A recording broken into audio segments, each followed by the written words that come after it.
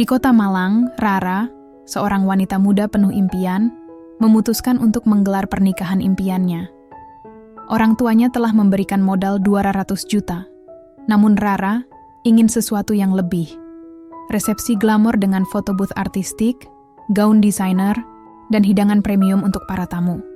Ia meminjam 150 juta tambahan tanpa sepengetahuan sang suami, Reza. Awalnya, segalanya terlihat sempurna. Namun setelah menikah, cicilan utang mulai mencengkeram pengeluaran rumah tangga. Penghasilan bulanan terkuras, rencana sekolah anak tertunda, dan bantuan dari orang tua datang bertubi-tubi selama 6 tahun. Di balik senyum di media sosial, Rara menyimpan luka, rasa bersalah, dan konflik rumah tangga yang makin runyam.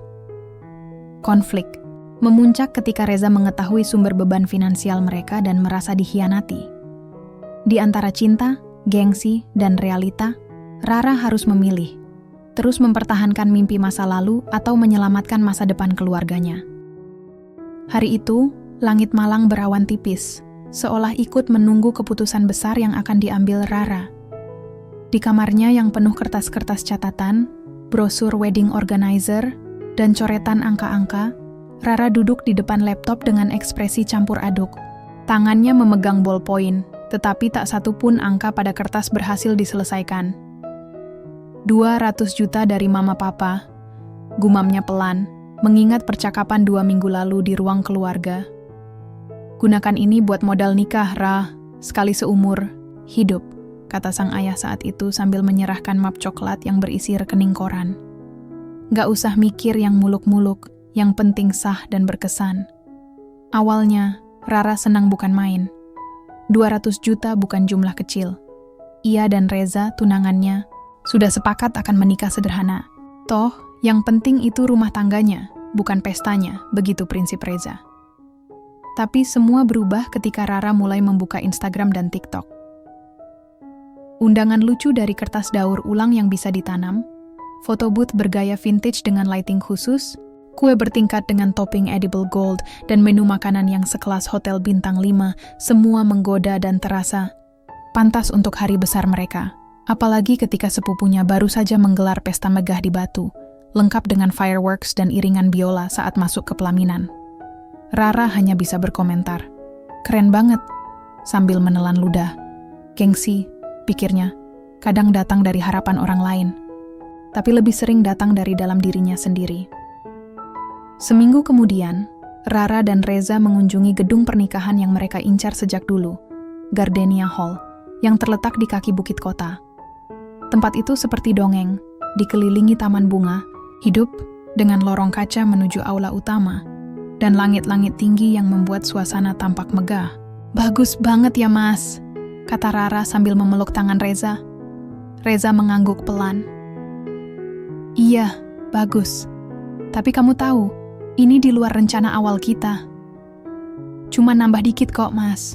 Lagi pula, Mama Papa udah kasih modal banyak. Sisanya kita cicil, berdua." Reza tidak menjawab. Ia hanya tersenyum kecil, lalu kembali memandangi aula itu, bukan dengan kekaguman, tapi dengan hitung-hitungan di kepala.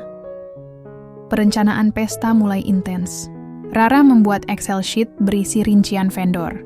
Dekorasi 45 juta, catering premium 75 juta, foto booth 10 juta, MUA ternama 15 juta, gaun resepsi 20 juta, dan masih ada biaya tak terduga lainnya.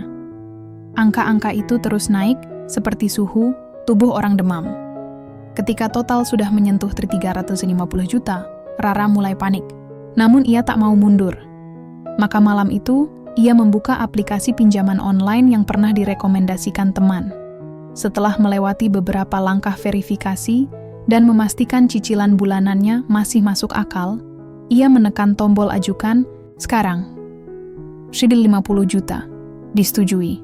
Cair dalam 24 jam. Jantungnya berdetak cepat. Rasa lega dan takut menyatu. Tapi ia menenangkan diri. Ini cuma untuk awal aja. Kalau resepsinya lancar, pasti ada jalan. Ia tak bilang apa-apa ke Reza. Ia hanya bilang, "Tenang aja, Mas. Semua udah aku atur. Kamu tinggal siapin mental dan hati aja buat jadi suami. Hari demi hari, semua tampak sempurna. Rara memilih undangan dari kertas daur ulang, memilih vendor pre-wedding dengan konsep alam, bahkan menyewa perias pengantin yang pernah menang penghargaan nasional. Ibunya sempat bertanya, "Itu cukup semua, Ra?" Rara mengangguk sambil tersenyum lebar. "Cukup, Ma. Insya Allah. Aku udah hitung." Ia tak suka berbohong, tapi merasa ini bukan bohong. Hanya belum waktunya bilang. Lagi pula, ini demi mimpi masa kecilnya. Resepsi indah, pelaminan megah, dan tamu-tamu yang pulang dengan kesan mendalam. Seminggu sebelum hari H, Reza datang membawa satu set baju pengantin dari penjahit yang ia pesan sendiri. "Bukan desainer, tapi aku yakin kamu bakal cantik banget pakai ini," katanya. Rara menatap kainnya. Sederhana, jauh dari gaun rancangannya. Tapi ia mengangguk dan memeluk Reza. "Makasih, Mas." Tapi dalam hati, ia tahu gaun yang akan ia pakai. Bukan itu. Gaun yang sudah ia DP seharga 20 juta dengan rendah Prancis dan potongan ekor panjang. Gaun impian yang hanya bisa dipakai sekali. Tapi, sekali yang sempurna. 3 hari menjelang pernikahan, vendor mulai menagih sisa pembayaran. Rara mulai mengambil tabungan pribadinya. Beberapa tagihan belum lunas, tapi ia yakin semuanya bisa selesai tepat waktu.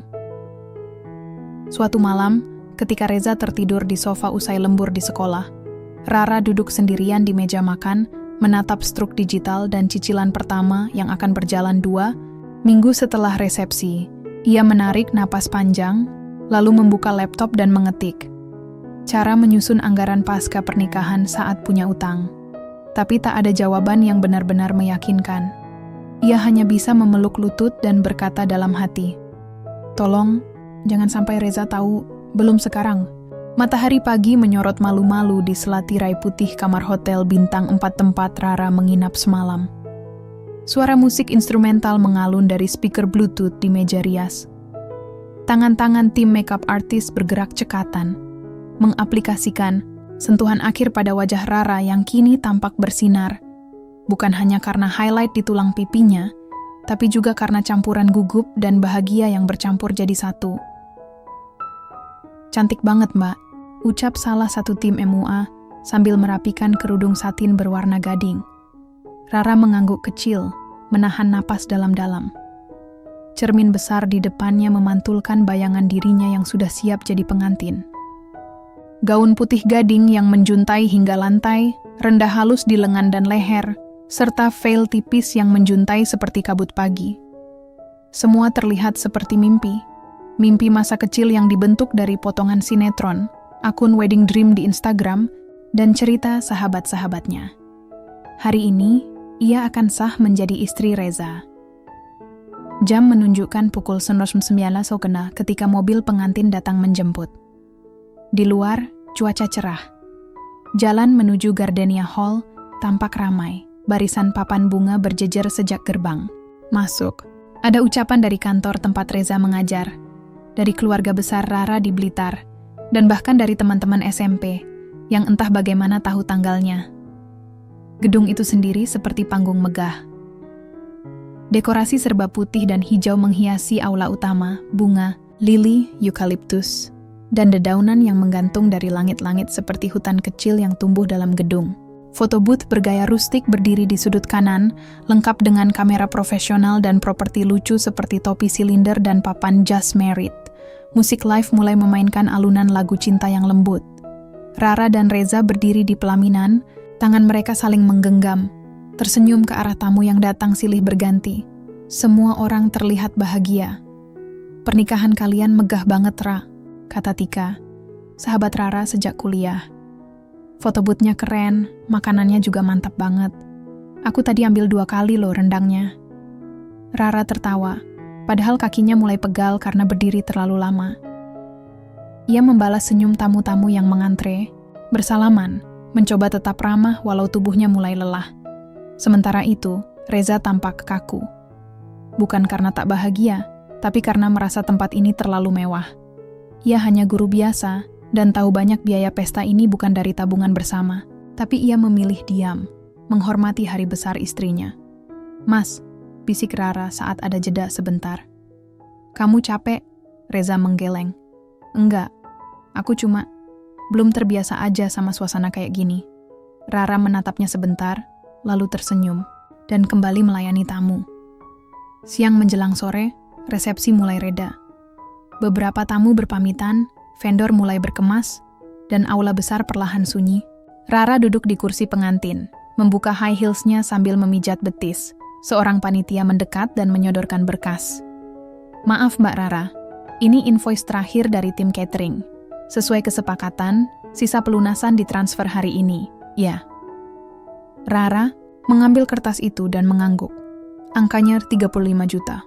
Ia tahu dan sudah siap. Uangnya sudah standby di rekening pinjaman. "Siap. Saya transfer malam ini." Panitia itu berlalu. Reza yang mendengar percakapan itu bertanya pelan, "Itu belum lunas?"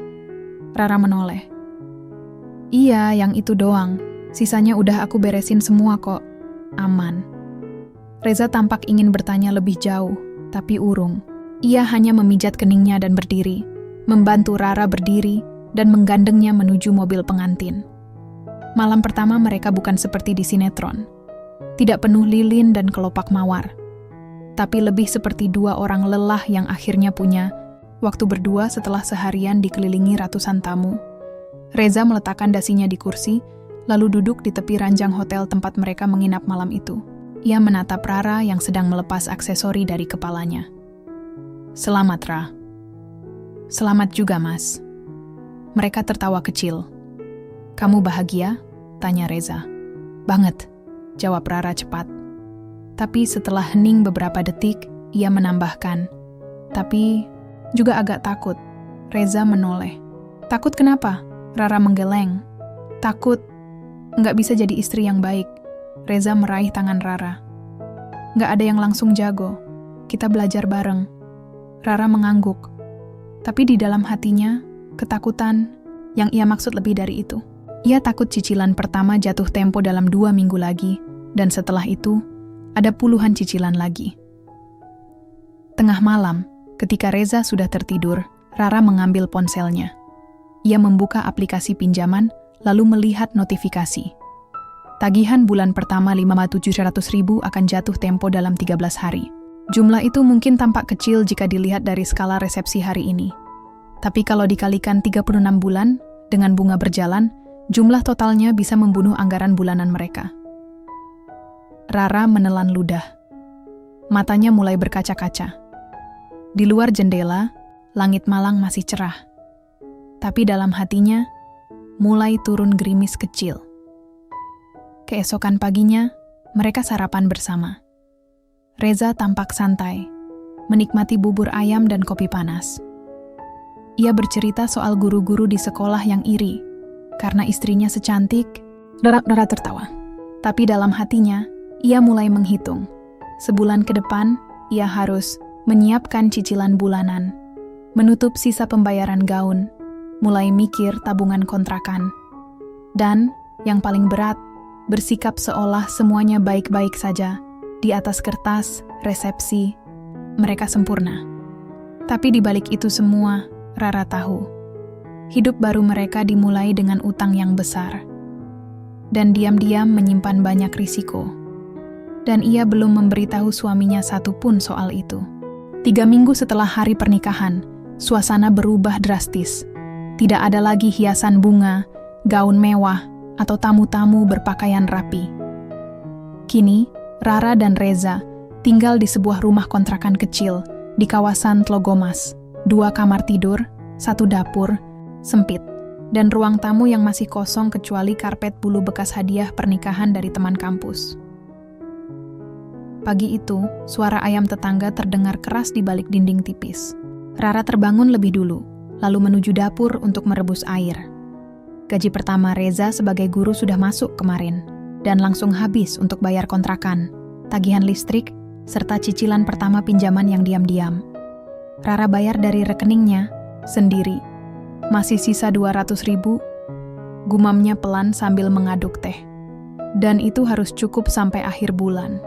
Reza bangun 10 menit kemudian, berjalan dengan mata setengah tertutup menuju kamar mandi. "Kamu udah bangun dari tadi?" "Baru aja. Tehnya udah siap," jawab Rara sambil tersenyum. Reza mengangguk. Ia duduk di lantai ruang tamu, membuka HP, mengecek saldo.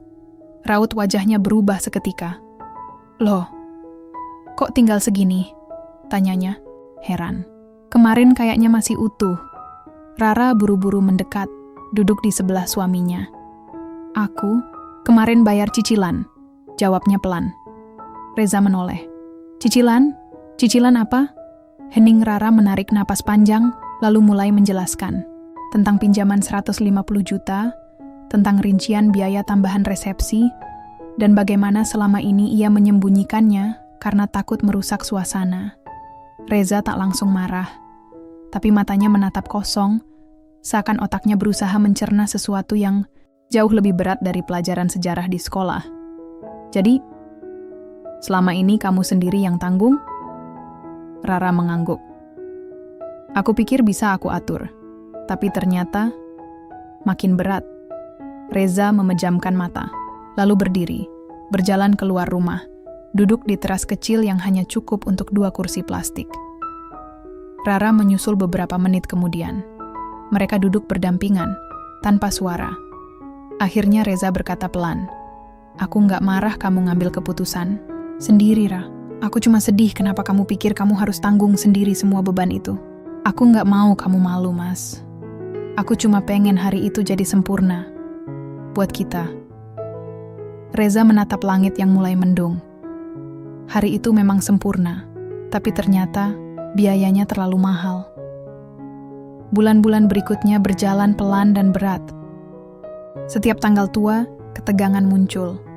Cicilan pinjaman selalu datang seperti hantu yang menagih janji. Reza mulai mengambil les tambahan di malam hari, sementara Rara mulai menjual kue online, memanfaatkan dapur kecilnya yang cuma muat 1 orang. Ada hari-hari ketika mereka hanya makan telur dan nasi. Ada minggu-minggu ketika mereka menunda bayar, listrik 1-2 hari karena uang belum cukup. Tapi mereka bertahan, karena mereka memilih hidup ini bersama. Tapi perlahan, sesuatu berubah. Reza menjadi lebih pendiam. Ia jarang bercanda. Bahkan kadang, sepulang kerja, ia langsung tidur tanpa bicara banyak. Rara tahu ini bukan salah Reza sepenuhnya. Mereka berdua lelah, tapi luka itu muncul karena keputusan sepihaknya di awal. 6 bulan setelah menikah, Rara, hamil. Kabar itu datang seperti kejutan yang membingungkan. Antara bahagia dan khawatir.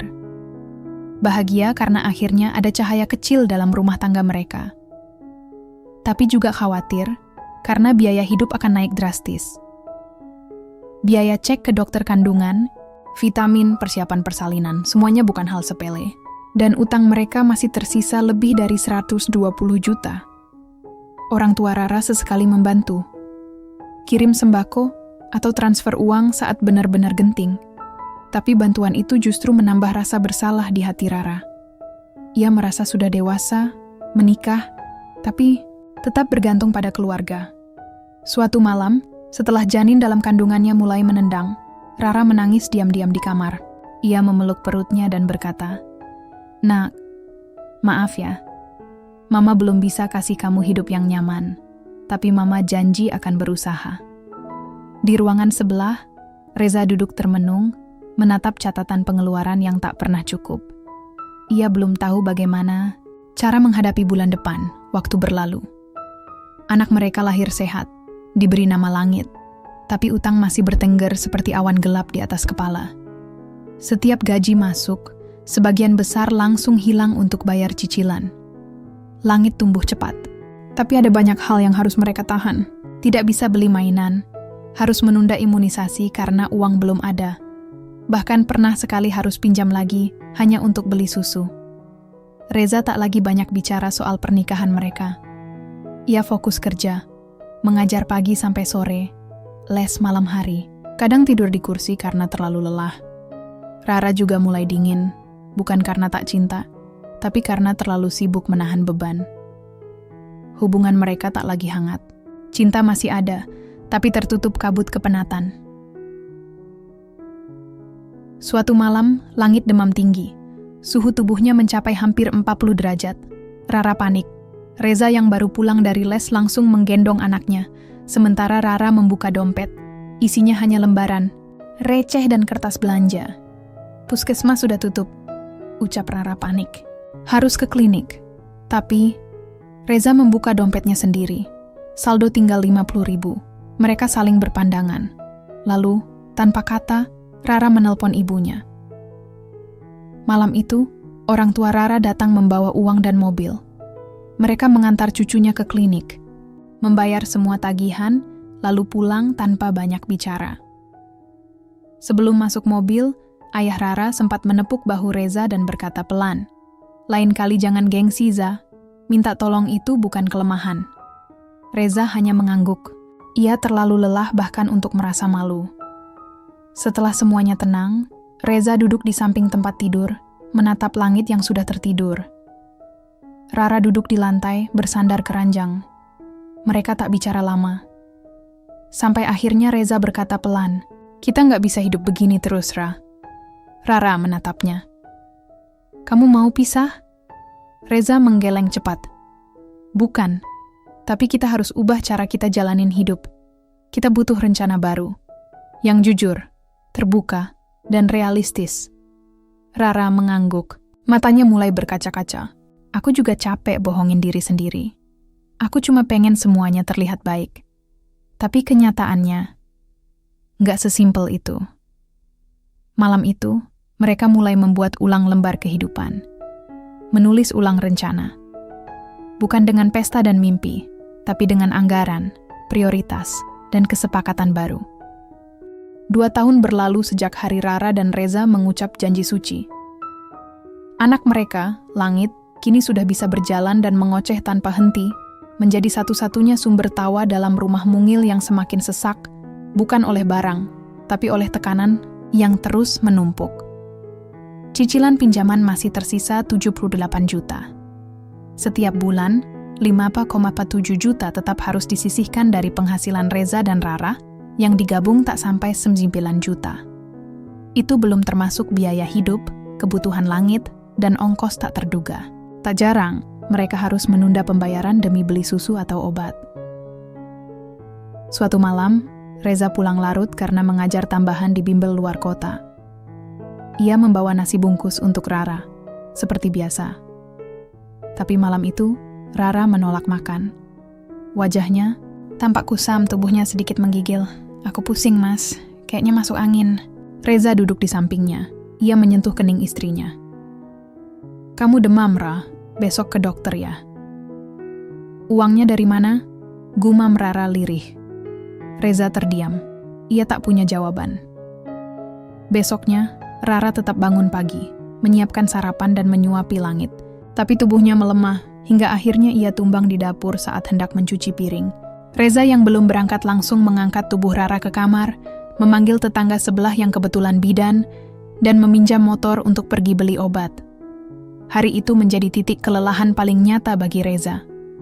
Ia duduk di kursi plastik kamar, menatap istri yang pucat dan anak yang terus menangis. Di dalam dadanya ada rasa marah, kecewa, dan takut yang berdesakan tanpa nama. Ia merasa gagal sebagai suami, ayah, dan laki-laki. Seminggu kemudian, saat Rara mulai membaik, muncul kabar dari kantor Reza. Honor dari proyek pelatihan ditunda hingga 2 bulan ke depan. Itu artinya, mereka harus bertahan dengan gaji pokoknya saja. Rara hanya bisa mengangguk lemas saat mendengar kabar itu. "Mungkin aku bisa cari kerja sambilan lagi, Mas," katanya.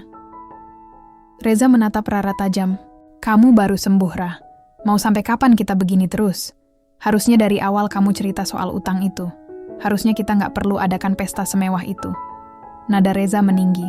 Untuk pertama kalinya, ia menyuarakan kemarahan yang selama ini ia pendam. Rara menggigit bibir. "Aku tahu, Mas. Aku nyesel. Tapi waktu itu aku pikir, aku cuma pengen 1 hari spesial seumur hidup. Aku nggak sangka beban ini jadi segini." Reza membuang napas keras. Ia berdiri, berjalan mondar-mandir. "Aku capek, Ra. Setiap malam mikir angka, tiap pagi pura-pura kuat. Kita hidup kayak dikejar hantu, dan kamu masih bisa bilang, cuma pengen satu hari spesial? Rara berdiri dengan lemah. Matanya berkaca-kaca. Kalau kamu gak kuat, ya bilang. Jangan bentak aku. Langit yang sedang bermain langsung menangis. Rara memeluk anaknya, sementara Reza terduduk di lantai, menutup wajahnya dengan kedua tangan. Mereka sama-sama lelah. Tapi saat itu, cinta tidak terdengar. Hari-hari berikutnya dipenuhi diam.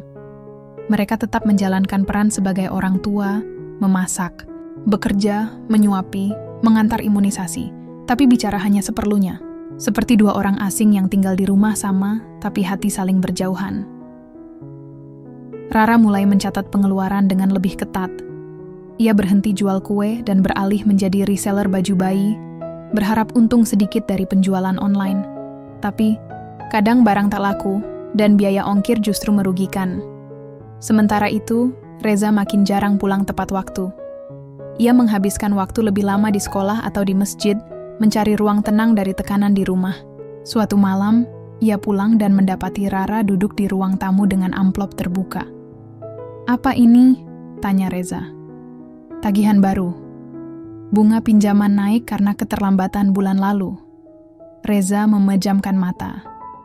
"Ya Allah. Kalau terus begini, utangnya nggak akan selesai, Mas." Rara menangis. Ia merasa seperti tenggelam, dan tak ada tali yang bisa menariknya ke permukaan. Sementara Reza merasa seperti sedang berenang di lautan masalah yang tak ada ujungnya. Mereka saling menyalahkan. Tapi dalam hati, keduanya sama-sama merasa bersalah. Puncaknya, pada ulang tahun langit yang ketiga, Rara menyiapkan kue buatan sendiri dan sedikit dekorasi dari kertas lipat. Ia berharap ulang tahun ini bisa jadi momen bahagia, walau sederhana.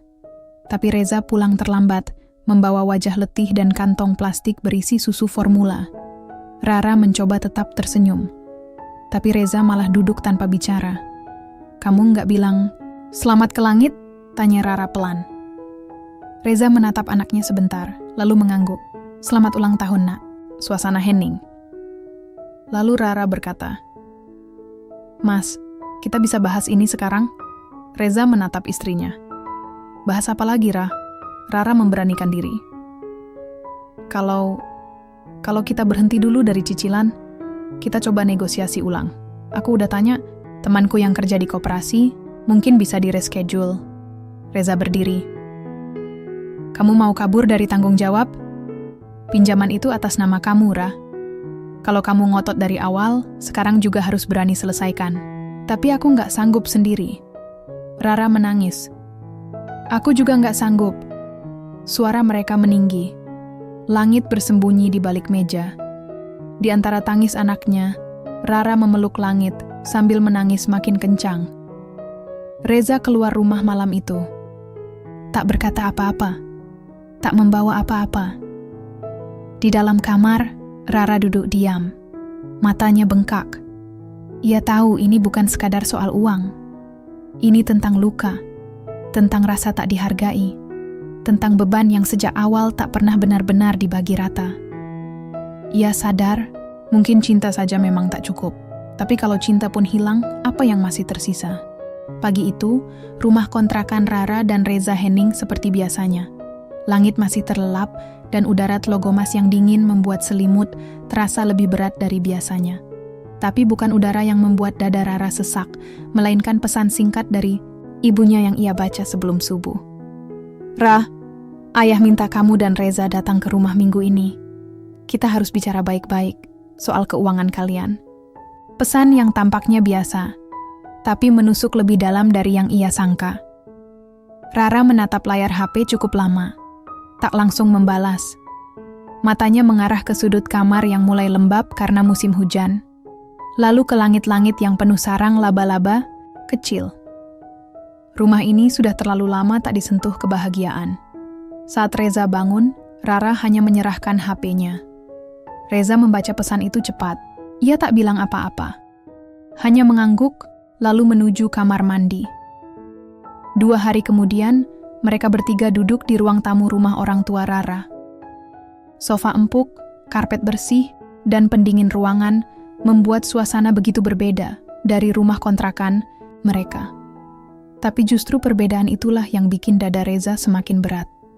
Ayah Rara memulai dengan nada datar. Kami sudah 6 tahun bantu kalian, dari beras, susu anak, sampai uang sekolah. Tapi kalau begini terus, kapan selesai? Reza duduk dengan tegak, mencoba tetap sopan. Saya paham, Pak. Saya juga malu. Ibu Rara menyusul. Bukan soal malu, Za, tapi kamu suami. Harusnya bisa jaga anak dan istrimu tanpa terus-terusan berharap kami turun tangan.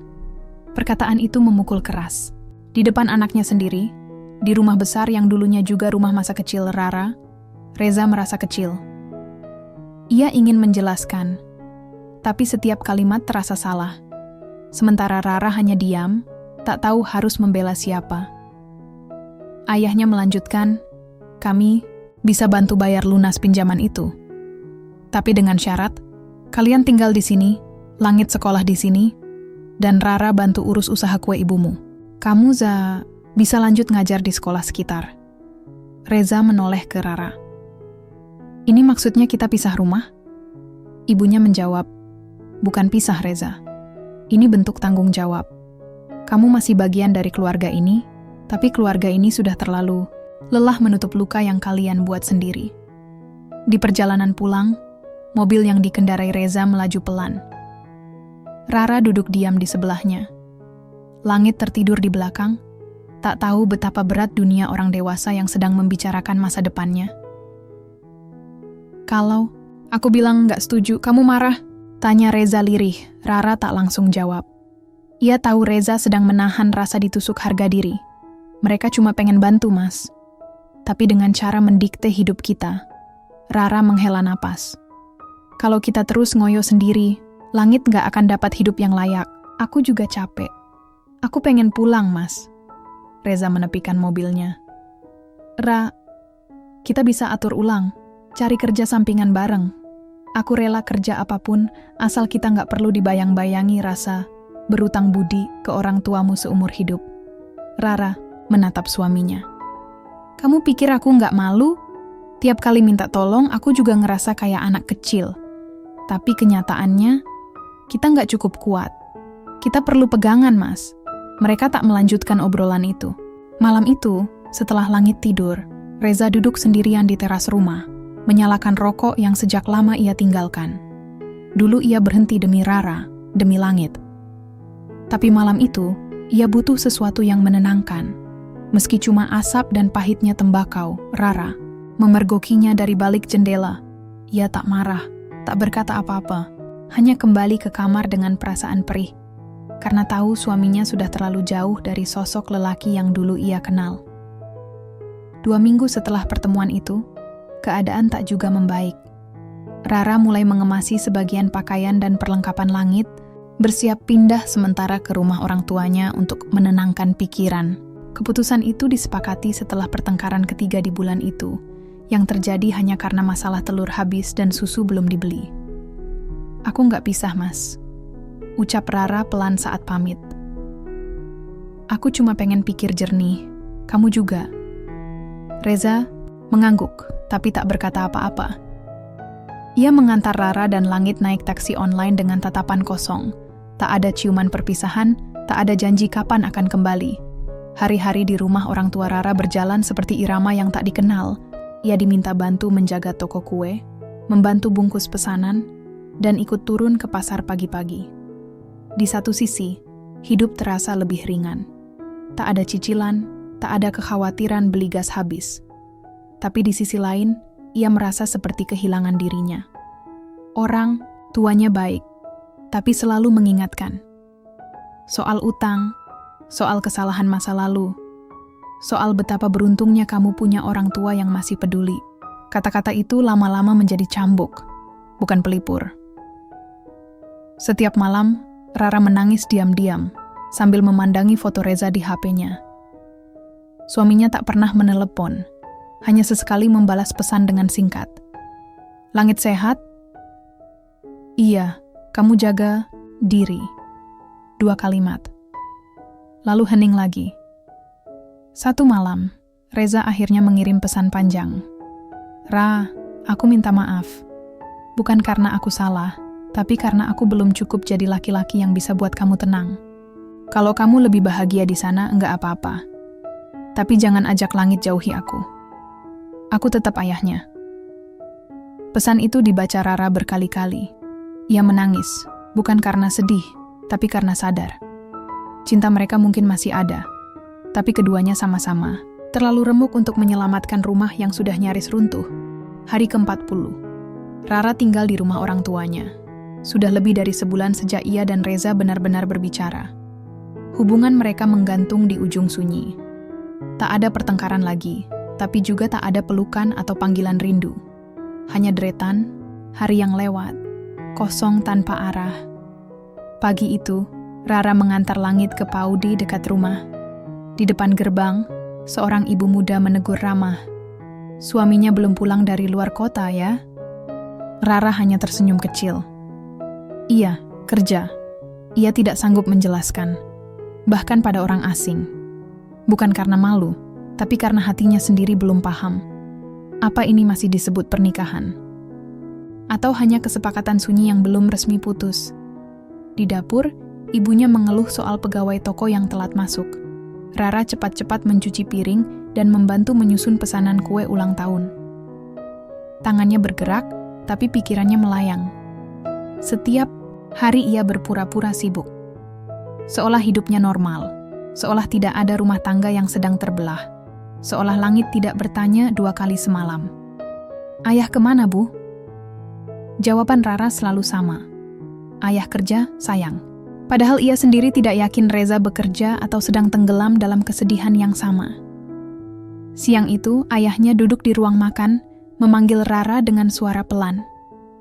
Ia membuka map coklat berisi fotokopi surat rumah, beberapa lembar rekening, dan proposal usaha. Kamu tahu ibu mulai mikir mau buka cabang bakery di Batu? Rara mengangguk. Kalau kamu betul-betul pisah sama Reza, kamu dan Langit bisa tinggal di sana. Rumah ini buat kamu. Tapi kamu harus siap jalanin usaha itu benar-benar. Nggak ada drama-drama rumah tangga lagi. Rara terdiam. Untuk pertama kalinya, kata pisah terdengar resmi. Keluar dari mulut ayahnya, bukan dari pikirannya sendiri. Ia mengangkat wajah, menatap ayahnya dengan mata basah. Ayah, aku nggak pernah niat ninggalin Reza. Ayahnya menepuk punggung tangan Rara. Kadang niat baik nggak cukup. Kalau kalian terus saling menyakiti, lebih baik selesai. Hidup itu harus kuat, nak. Malamnya, Rara memberanikan diri menelepon Reza. Nada sambung lama, sampai akhirnya tersambung. Halo, suara Reza terdengar pelan. Halo mas, sunyi. Hanya napas saling terdengar. Aku cuman pengen nanya, kamu masih pengen kita bareng? Jawaban Reza tidak datang cepat, tapi akhirnya terdengar. Pelan, lirih, namun jelas. Ra, aku selalu pengen kita bareng. Tapi aku juga takut, kalau ternyata kita cuma makin saling menyakiti. Rara terisak. Aku juga takut, mas. Tapi aku masih sayang. Dan aku nggak mau langit tumbuh tanpa lihat kita saling tatap, saling peluk. Reza menjawab dengan suara bergetar. Aku masih nyimpen semua foto kita. Di dompet, di galeri, aku buka tiap malam. Tapi aku juga nggak mau kamu hidup penuh luka cuma karena bertahan sama aku. Terus gimana? Rara bertanya. Aku akan ke rumah besok. Besoknya, Reza datang dengan wajah letih, rambut agak panjang, dan tas ransel hitam. Ia berdiri di teras rumah orang tua Rara, menatap pintu yang selama ini seperti batas tak terlihat antara dirinya dan keluarga yang ia jaga dari jauh. Langit melihatnya lebih dulu. Ayah! Teriaknya riang. Reza membuka tangan lebar. Anak kecil itu langsung berlari, memeluk pinggang ayahnya dengan tawa. Rara melihat dari balik jendela, dadanya penuh sesak. Saat akhirnya Reza duduk di ruang tamu, ayah dan ibu Rara ikut hadir. Suasana tegang, tapi tak ada bentakan. Kali ini, semua orang terlihat lebih tenang, seperti lelah terlalu lama menahan perasaan. Saya nggak datang untuk minta uang. Reza memulai. Saya datang untuk minta kesempatan. 1 kali lagi, saya sudah jual motor, lunasi sisa cicilan. Kami tinggal punya tabungan darurat sedikit, Tapi saya nggak akan biarin Rara menanggung semua ini sendiri lagi. Ayah Rara bertanya dingin. Terus kamu bisa kasih Rara hidup seperti yang dia butuhkan? Reza menatap lelaki tua itu dengan mata jernih. Mungkin nggak bisa mewah, Pak. Tapi saya bisa kasih tenang, dan waktu, dan usaha. Rara menunduk. Air matanya jatuh tanpa bisa ditahan. Aku nggak butuh pesta, Mas. Aku cuman pengen kita nggak saling menjauh. Malam itu, Reza tak langsung kembali. Ia tidur di ruang tamu. Tapi kali ini, bukan karena terusir, melainkan karena semuanya butuh jeda, termasuk cinta. Rara mendekatinya sebelum tidur, duduk di samping sofa tempat Reza berbaring. Kalau kita mulai dari nol lagi, Mas. Kamu yakin? Reza tersenyum kecil. Selama nolnya bareng kamu, aku nggak takut. Rara menggenggam tangan suaminya. Mereka tak bicara lagi malam itu. Tak perlu janji manis. Hanya genggaman yang cukup erat untuk membuat mereka tahu. Ini belum selesai. Dan mungkin masih ada harapan untuk disembuhkan. Suara motor tetangga di pagi hari terdengar samar dari balik jendela. Aroma roti panggang dan kopi menguar dari dapur rumah orang tua Rara. Tapi pagi ini sedikit berbeda. Rara menyiapkan sarapan bukan hanya untuk dirinya dan langit, tapi juga untuk Reza, yang tidur di ruang tamu sejak semalam. Tak ada lagi rasa canggung. Hanya keheningan yang hangat, seperti pagi di pegunungan, saat matahari belum terbit sempurna, tapi udara sudah menggoda. Reza duduk di kursi makan dengan rambut masih acak-acakan.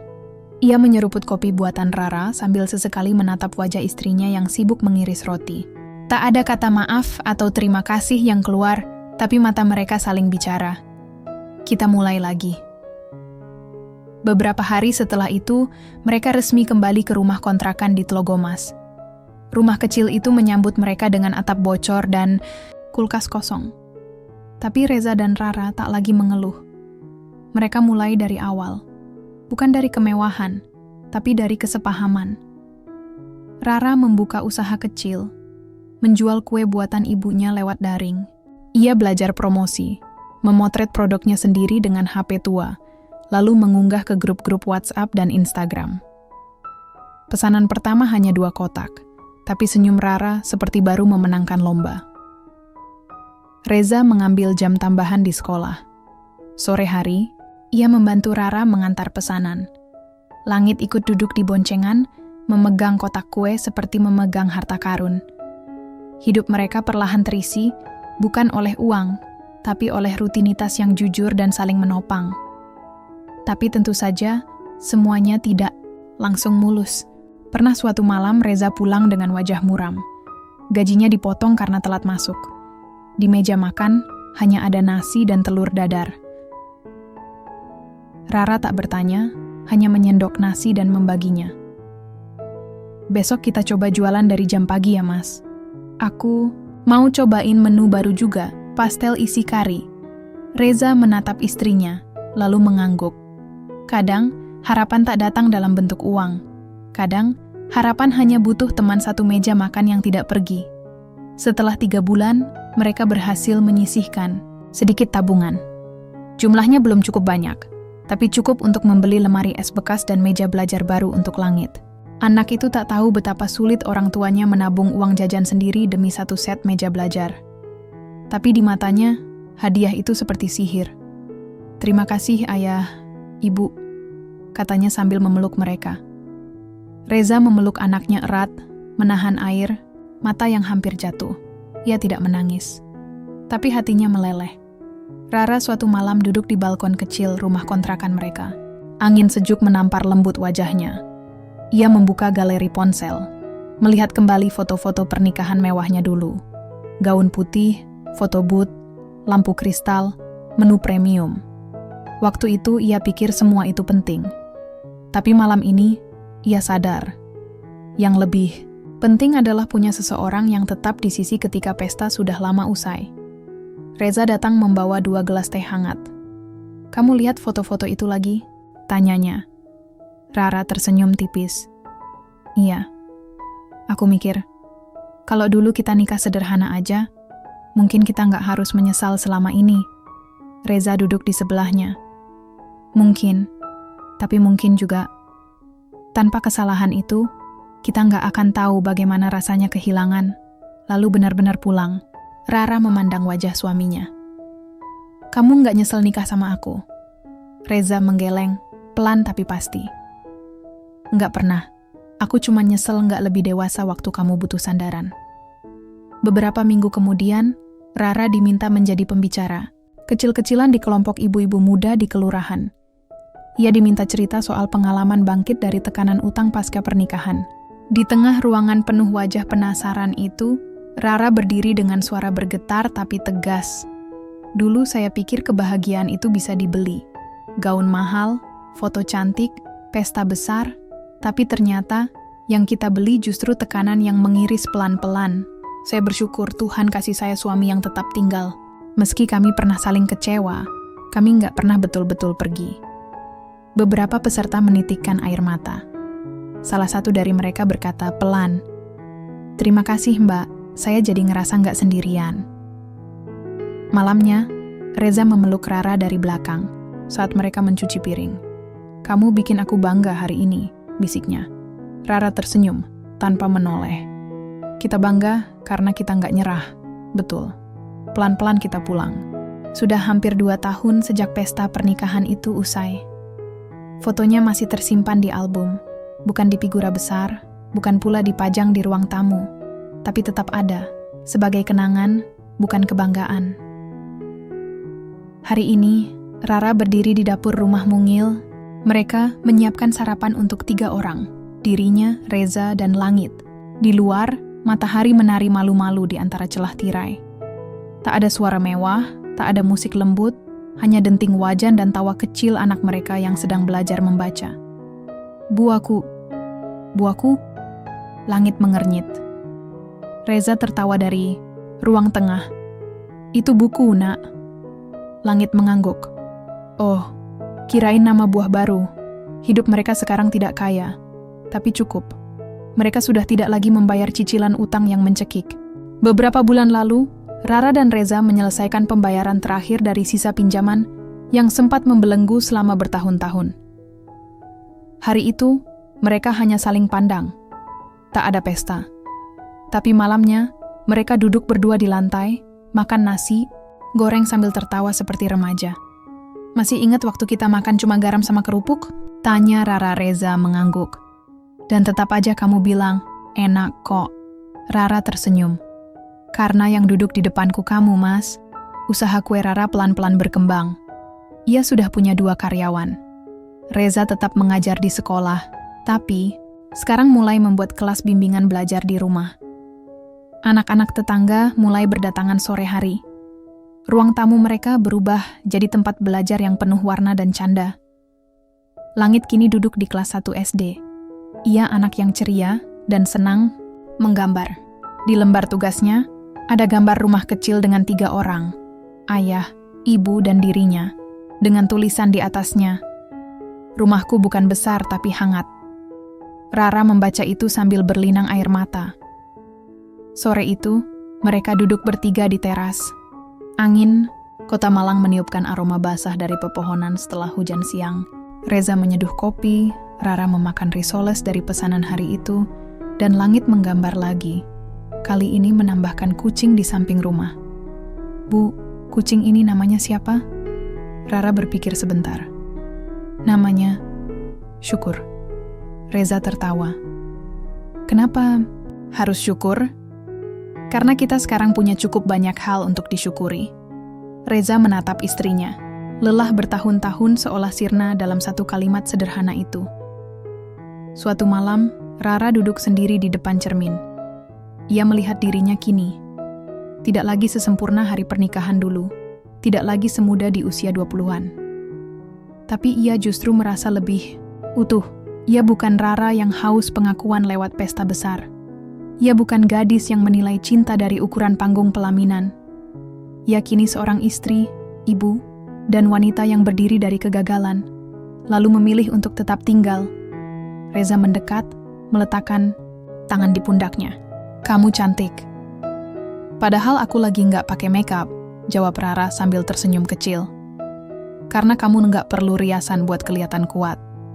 Mereka masih tinggal di rumah kontrakan. Tapi kini, tanah di sebelah rumah orang tua Rara sudah dibeli dengan tabungan kecil yang dikumpulkan selama 2 tahun terakhir. Rencananya, tahun depan mereka akan mulai membangun rumah mereka sendiri, tak besar. Tapi dengan jendela lebar, ruang baca kecil, dan dapur yang hangat. "Kamu yakin mau bangun rumah di sini?" tanya Reza. Rara memeluk lengannya. "Aku nggak pernah yakin dengan pesta yang dulu. Tapi aku yakin dengan rumah ini, yang kita bangun bukan dengan utang, tapi dengan waktu dan kerja sama." Reza menarik napas panjang. "Rumah yang kita bangun sendiri, akhirnya beneran ada ya?" "Pelan-pelan tapi nyata," jawab Rara pelan. Pernikahan mereka tidak sempurna, tapi mereka tak lagi mengejar kesempurnaan. Mereka hanya belajar untuk tetap tinggal, tetap berusaha, dan tetap saling genggam di tengah badai. Mereka paham kini, pernikahan bukan soal pesta, bukan soal bunga, gaun, atau lampu gantung, tapi soal 2 orang yang saling berani untuk gagal, untuk bertahan, dan untuk memulai lagi dari dasar. Dan saat malam tiba, ketika lampu-lampu kota mulai padam satu persatu, rumah mereka tetap menyala. Tak terang, tapi hangat. Karena rumah itu bukan soal gedung, tapi soal 2 hati yang sepakat untuk saling pulang,